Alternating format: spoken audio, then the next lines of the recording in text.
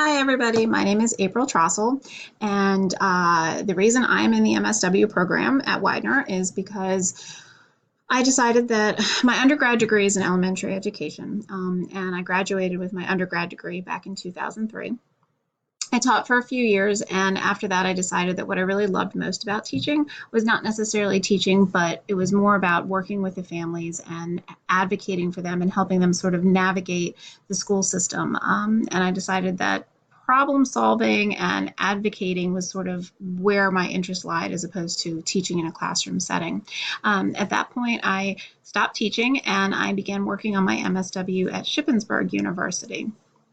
Uh, I was almost done with that. I ended up going through a divorce and I had to stop the program. So here I am 10 years later, starting the program again because none of my credits transferred. So my goal now is once I finish, what I really would like to do is I would like to work in hospice care.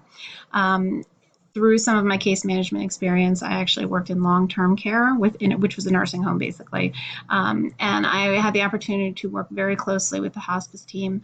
And hospice is something that it's difficult for some people because death is something that makes us very uncomfortable. It's not something that we like to talk about. It's not like something that we like to deal with.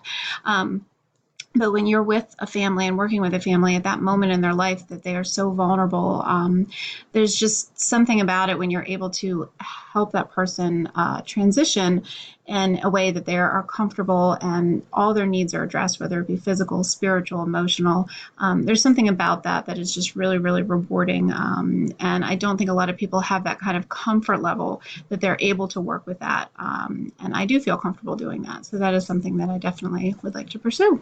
So have a great semester, and I look forward to working with everybody. Thank you.